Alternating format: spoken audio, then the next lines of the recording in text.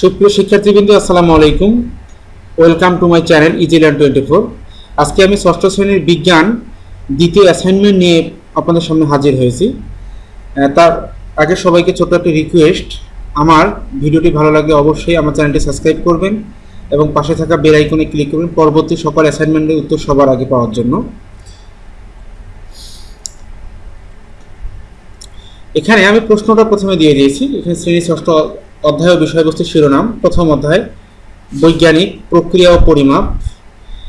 এখানে অ্যাসাইনমেন্ট নির্ধারিত কাজগুলি আমি দিয়ে দিয়েছি। বিজ্ঞান কি, 2 নম্বর হচ্ছে উদ্ভিদের বেঁচে থাকার জন্য পানি দরকার কিনা তা পরীক্ষার জন্য বৈজ্ঞানিক প্রক্রিয়ার ধাপগুলো কি কি হবে।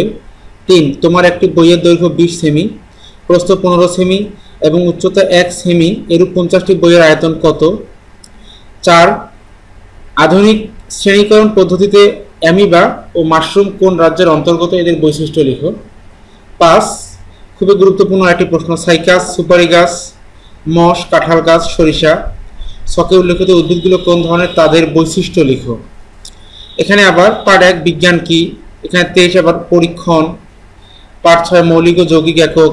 পার্ট 89 দৈর্ঘ্য, ভর ও সময় পরিমাপ। পার্ট 11 আয়তন ও তার পরিমাপ।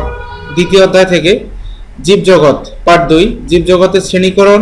পার্ট 3 অসপুষ্পক উদ্ভিদ এবং সপুষ্পক উদ্ভিদ এবং অমৃতজীবী উদ্ভিদ।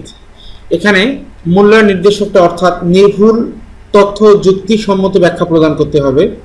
প্রশ্নের চাহিদা অনুযায়ী উত্তর প্রদানের সক্ষমতা, প্রশ্নের অনুধাবন ক্ষমতা, বিষয়বস্তুর গভীরতা, প্রয়োগ ক্ষমতা। আমি 1 নম্বর বিজ্ঞান কি এই প্রশ্নের উত্তরটি তোমাদের এখানে দিয়ে দিয়েছি। বিজ্ঞান হলো প্রকৃতি ও প্রাকৃতিক ঘটনা সম্পর্কে জ্ঞান, যা পর্যবেক্ষণ ও পরীক্ষা থেকে পাওয়া বা পরীক্ষা নিরীক্ষা দ্বারা সমর্থিত এবং একটি বিজ্ঞানসম্মত দৃষ্টিভঙ্গি। প্রকৃতি সম্পর্কে যে কোনো তথ্য বিজ্ঞান নয়। বিজ্ঞানের জ্ঞান হতে হলে তাকে হয় তা পরীক্ষা বা পর্যবেক্ষণ করে পেতে হবে, অথবা পরীক্ষা বা পর্যবেক্ষণ থেকে পাওয়া তথ্য দ্বারা সমর্থিত হতে হবে। এরপর পরীক্ষণটা, বেঁচে থাকার জন্য গাছের পানি দরকার কিনা তার পরীক্ষা। পরীক্ষণটি করতে যা যা দরকার, ছোট 2টি পাত্র লাগবে, ফুল গাছের 2টি চারা, পানি ও শুকনো মাটি। পদ্ধতি দেখো। 1 নম্বর আমি সমস্যা নির্ধারণ।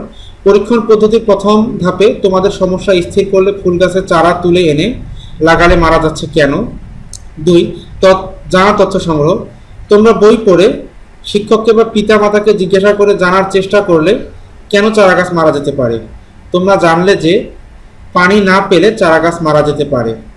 3, আনুমানিক অনুমিত সিদ্ধান্ত গ্রহণ, সম্ভাব্য ফলাফল। জানার তথ্য থেকে তোমরা অনুমতি সিদ্ধান্ত নিলে পানির অভাবে চারা গাছ মারা যায়। পরীক্ষণ এর পরিকল্পনা 4 নম্বরটা। এবার তোমরা পরীক্ষণের পরিকল্পনা করলে একটি বিষয় খেয়াল রাখতে হবে যে এই পরীক্ষার জন্য তোমাদের 2টি পাত্রে 2টি গাছ নিতে হবে। তোমরা কেবল 2টি পাত্রের মধ্যে একটি বিষয় পার্থক্য রাখতে পারবে, অন্য সব কিছু সমান সমান রাখতে হবে, না হলে তোমরা যেটি যাচাই করতে চাও তা করতে পারবে না। 5, পরীক্ষণ। ছোট 2টি একই রকমের পাত্র নাও। মাটি প্লাস্টিকের টব জাতীয় হলে ভালো হয়। পাত্রের 2টি তলায় ছোট ছিদ্র করো। এবার শুকনো মাটি দিয়ে পাত্র 2টি ভরে দাও। এবার একই ধরনের 2টি চারা গাছ পাত্রে রোপণ করো। একটিতে পানি দাও আর একটিতে শুকনো রাখো। 2টি গাছকে ছায়ায় রেখে দাও। পরের দিন গাছ 2টিকে পর্যবেক্ষণ করো। একটি গাছ প্রায় মরে গেছে, তাই না, অন্যটি সতেজ আছে। 6, উপাত্ত বিশ্লেষণ ও সিদ্ধান্ত গ্রহণ। 2টি পাত্রে একই ধরনের মাটি ছিল। চারা গাছ 2টিকে পাত্র সহ একই জায়গায় রাখা হয়েছিল। তাদের মধ্যে পার্থক্য ছিল কেবল পানি। একটিতে পানি দেওয়া হয়েছিল আর একটিতে পানি দেওয়া হয়নি। এ থেকে সিদ্ধান্তে আসা যায়, সিদ্ধান্ত নেওয়া যায় যে পানি না দেওয়ায় একটি চারা গাছ মরে গেছে। 3 নম্বর যে অঙ্কটা আমি দিয়ে দিয়েছি, দেওয়া আছে বইয়ের দৈর্ঘ্য 20 সেমি, প্রস্থ 15 সেমি, উচ্চতা 1 সেমি। তাহলে 50টি বইয়ের যেহেতু আয়তন আমরা বের করতে বলছি, আমরা প্রথমে দৈর্ঘ্য, প্রস্থ, উচ্চতাগুলো গুণ করে নিব। গুণ করে আমরা এখানে বের করছি 300। এর সাথে আয়তন 50, যেহেতু 50টি বইয়ের আয়তন 50 দিয়ে আমরা এটাকে গুণ করলাম। এবং 3টা যেহেতু আমরা গুণ করলাম, 3 সেমি গুণ করলে ঘন সেমি, তোমরা সবাই জানো। তাহলে 15,000 ঘন সেমি। এরপর যেহেতু বই একটি ঘন বস্তু, সেহেতু একটি বইয়ের আয়তন সমান দৈর্ঘ্য গুণন প্রস্থ গুণন উচ্চতা ঘন একক, তাহলে 20 গুণন 15 গুণন 1 ঘন সেমি 300 ঘন সেমি, অর্থাৎ 50টি বইয়ের আয়তন। যে আবার আমি বুঝাই দিচ্ছি, এখানে 15,000 ঘন সেমি।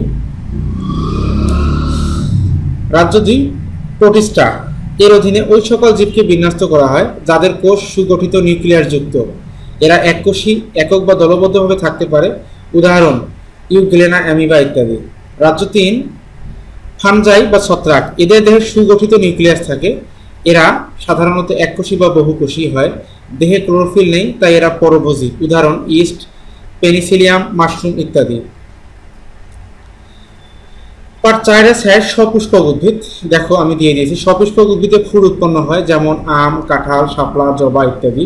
এদের দেহ সুস্পষ্টভাবে মূল, কাণ্ড, পাতায় বিভক্ত। কোনো উদ্ভিদ ফল উৎপন্ন করে, আবার কোনোটি ফল উৎপন্ন করে না, তাই বীজগুলো অনাবৃত থাকে। এরা প্রধানত 2 ধরনের, যথা নগ্নবীজী উদ্ভিদ ও আবৃত বীজী উদ্ভিদ। এদের দেহে অত্যন্ত উন্নত ধরনের পরিবহন কলা উপস্থিত থাকে। এরাই কাঠ প্রদানকারী উদ্ভিদ। 1 নগ্নবীজী উদ্ভিদ, এসব উদ্ভিদের ফুলে ডিম্বাশয় না থাকায় ডিম্বকগুলো নগ্ন থাকে। এসব ডিম্বক পরিণত হয়ে বীজ উৎপন্ন করে, উদাহরণ সাইকাস, পাইনাস ইত্যাদি। আমি এখানে দুটো চিত্র দিয়ে দিয়েছি।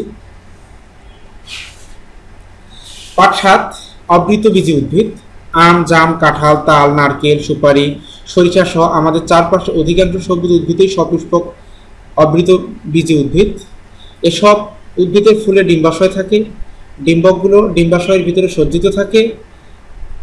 নিষেকের পর ডিম্বক বীজে ও ডিম্বাশয় ফলে পরিণত হয়। এ কারণ বীজগুলো ফলের ভিতরে আবৃত অবস্থায়